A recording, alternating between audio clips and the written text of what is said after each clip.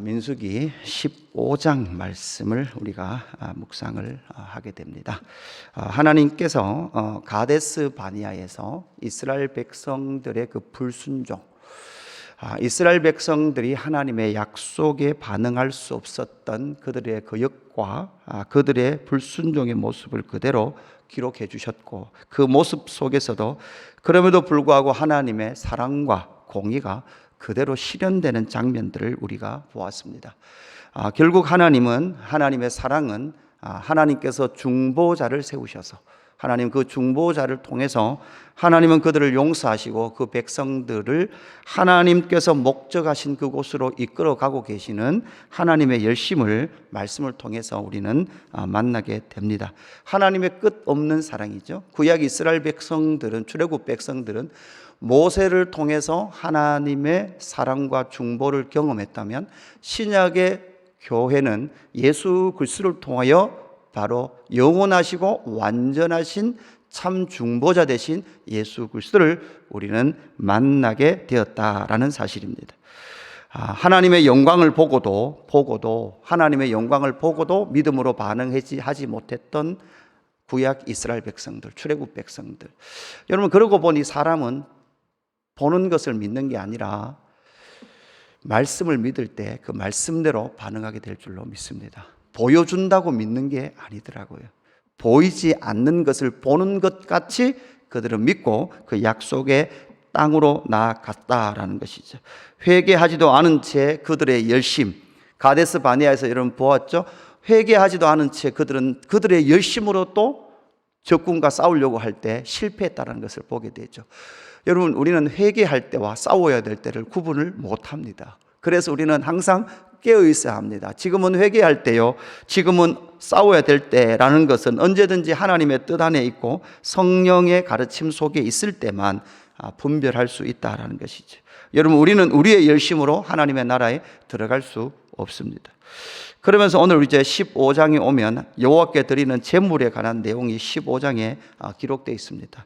근데 이쯤 이제 민수기를 연구해 보면 좀 어려운 부분이, 이런 15장에 나오는 제사 제도가 여기에 툭 갑자기 등장하고 있는 이 내용입니다. 여러분, 16장을 열어보면 또 이야기가 고라 자손들 주변의 사람들이 이 모세와 아론을 이 반역하는 사건이 또 기록되어 있거든요. 그리고 또 다시 저기 18장으로 넘어가면 또 제사장의 직무나 또 이런 이야기들이 이제 여기서부터 뭐합니까? 번갈아서 등장을 하고 있다라는 것이죠. 그래서 역사적 사건들과 제사와 관련된 이러한 제도들이 중간중간에 삽입되어 등장을 하게 되는 것들을 보면서 많은 학자들이 이건 그냥 삽입되어 들어갔다 이렇게 주장을 하기도 합니다. 그러나 우리가 잘 생각을 해 봐야 되죠. 여러분, 출애굽기도 한번 보세요. 출애굽기 19장에 이제 시내산 18장에 도착해서 19장에 이제 시내산 언약이죠. 20장에 십계명이 주잖아요. 그다음에 이제 21장부터 성막에 관한 규례들, 또 하위 법령들을 조금 주고, 이제 뒤에 넘어가면 성막에 관한 규례들을 주고 시내산에 내놓으면 성막의 규례들을 줄 때 시내산 아래에서는 어떤 일이 일어납니까? 금송아지 사건이 일어나죠. 그 금송아지 사건을 해결하고 다시 올라가서 다시 법을 받고 그 다음 성막을 짓는, 그죠? 준비하는, 실제로 실행하는 그 장면으로 뭐가 끝납니까? 출애굽기가 끝나거든요. 그래서 출애굽기 속에는 우리가 알듯이 시내산 밑에서 언약, 법, 성막 이런 내용들을 가지고 뭐를 기록합니까? 레위기라는 책이 발간이 되게 되거든요. 그러니까 출애굽기 속에서는 법을 받을 때 중간에 어떤 한 사건, 금송아지 사건, 가장 하나님 앞에 하나님을 우상으로 만들어버렸던 가장 비참했던 금송아지 사건. 출애굽기는 그런 구조라면 이 민수기는 가데스 바네아에서 가장 하나님을 반역했던 강력한 반역의 사건, 그 사건 뒤에 바로 다시금 하나님은 이 제물에 관한, 제사에 관한 내용들 우리에게 말씀해 주고 있다라는 것을 우리는 잘 생각해야 합니다. 그러면서 이 15장의 말씀을 보면서 이 제물에 대한 내용들을 왜 주시는가라는 것을 잘 살펴봐야 합니다. 여러분 1절 보십시오. 1절, 여호와께서 모세에게 말씀하여 이르시되 이스라엘 자손에게 말하여 그들에게 이르라, 너희는 내가 주어 살게 할 땅에 들어가서, 이렇게 말하죠. 여러분 지금 이 15장에 나오는 이 제물을 드리는 규정은 광야에서 드리는 그런 제물의 규례입니까? 아니면 하나님께서 주어 들어갈 땅에 관한 규례입니까? 하나님께서 주셔서 들어갈 땅에 관한, 땅에 들어가서 드릴 제2의 규례입니다. 18절도 마찬가지죠. 이스라엘 자손에게 말하여 이르라, 너희는 내가 인도하는 땅에 들어가거든, 이렇게 말씀하고 있죠. 여러분 보십시오. 가데스 바네아에서는 지금 분위기상 들어갈 수 있을 것 같습니까? 못 들어갈 것 같습니까? 지금 분위기로는 못 들어갈 것 같아요. 그러나 하나님은 이 15장에서 정말 가장 하나님의 뜻에 불순종하고 가장 하나님 마음이 아팠던 그 가데스 바네아임에도 불구하고 못 들어가겠다는 사람들이 대부분인데도 불구하고, 그럼에도 불구하고 하나님은 뭐 하신다는 거예요? 일하신다는 거예요. 하나님의 하나님 뜻을 이루신다는 거예요. 거기에 사로잡혀 있는 사람들, 그 하나님의 뜻에 매인 그 사람들, 하나님의 열심에 매인 그 사람들과 하나님은 기어이 하나님의 열심을 이루셔서 하나님은 아브라함과 이삭과 야곱과 약속하셨던 그 약속의 땅으로 내 백성을 기어이 마시겠다는 거예요. 들여 보내시겠다는 거예요. 이것을 우리에게 말씀해 주죠. 하나님의 열심, 인간으로는 불가능합니다. 하나님의 은혜로만 가능한, 처절하게 절대적으로 인간 너희 안에 있는 눈으로 보는 그 세계로는 절대 하나님의 나라 들어갈 수 없다라는 것을 우리에게 보여주고 계시고, 하나님의 약속과 하나님의 인도하시는 그 능력과 주권을 붙든 그들이 그 땅에 들어가서 그 땅을 차지하고 그 땅에서 하나님 앞에 제사를 드리게 될 것이다 라는 것을 우리에게 말씀해 주고 있습니다. 여러분, 그렇다면 그 땅에 들어간 사람들은 무엇할까요? 여러분, 그 은혜를 경험한 사람들은 바로 제사와 절기를 하나님 앞에 드리더라라는 것이죠. 여러분, 제사와 절기는 하나님의 은혜를 경험한 사람들의 신앙의 고백입니다. 약속의 땅에 들어가면 3절에 보십시오. 여호와께서 화제나 번제나 서운을 갚는 제사나 낙헌제나 정한 절기제에 소나 양을 여호와께 향기롭게 드릴 때에 그러한 헌물을 드리는 자는, 이렇게 말씀을 하고 있죠. 여기서 절기제 플러스 제사, 제도, 제물들이죠.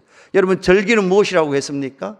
절기는 하나님께서 이스라엘 백성들을 이미 구원하셨던 놀라운 영광을 기억하는 거예요. 그 은혜가 내 안에 적용되어지는 것이죠. 여러분, 사실 우리는 엄밀히 말하면 하나님께서 우리에게 주실 은혜는 이미 다 주셨어요. 믿으십니까? 예수 그리스도 십자가의 그 죽으심과 부활의 은혜를 주셨잖아요. 허물과 죄로 죽었던 우리의 영혼을 살리셨잖아요. 우리는 자꾸 더 내놓으라 그러죠. 더 내놓으라는 거예요. 그죠? 주시기 시작했으면 책임지라는 거예요. 끝까지 주셔야 되지. 그거 주고 마실 것 같으면 주시지를 말지, 이런 마음인 것 같아요. 그러니까 그 출애굽의 그 영광 속에 그 절기들이 이미 다 들어가 있었던 것이죠. 그 영광, 하나님께서 나에게 베풀어 주신 그 은혜, 여러분, 그 은혜에 푹 젖는 거예요. 약속의 땅에 들어가서 하나님의 열심으로 하나님은 기어이 이 일을 성취하시는구나 라는 그 믿음, 그 사람만이 진짜 예배를 드리는 거예요. 진짜 하나님 앞에 제사를 드리는 거예요. 그래서 여러분, 이 제물은 곧 뭐예요? 나예요. 나를 드리는 거예요. 그 새벽에 목회자들이 찬송가 부르다가 찬송가를 안 부르고 가만히 그러더라고. 목사가 가만히 있는 것도 은혜가 되더라. 그 은혜를 받으셔야 돼요. 그 목사 목이 막혀가지고 우리가 찬송가를 안 부르고 눈을 감고 있어도 은혜가 돼요. 그죠? 왜 이제 찬송가를 못 부른가? 아침에 나오는데 미국에서 카톡이 왔어요. 그죠? 카톡이. 제가 대학교 1학년 때 만났던 친구가 있거든요. 자매인데, 그때 제 야간에 계속 이래 수업 듣는데 제가 한번 간증한 적이 있을 거예요. 계속 자요. 왜 자꾸 자냐고. 오빠, 너무 피곤해. 병원 가보라고. 젊은 사람이 그래도 되냐고. 병원 갔는데 진짜 난소암이더라고, 난소. 6개월 못 산다 그랬는데. 그리고 지금 보니까 한 25년 됐네요. 25년. 오늘 새벽에 목사님, 언니가 하나 있거든요. 가족이, 언니가 미국에 하나 있어요. 카톡이 왔어요. 목사님, 걔가 은이거든요. 은이가 너무 지금 위독해요.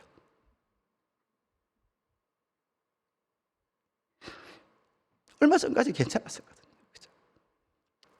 그러나 여러분 가만히 하나님 앞에 눈을 감고 기도하는데 하나님께서 그 인생을 25년 동안 산재물로 더 받으셨다. 걱정하지 마라. 걱정하지 마라.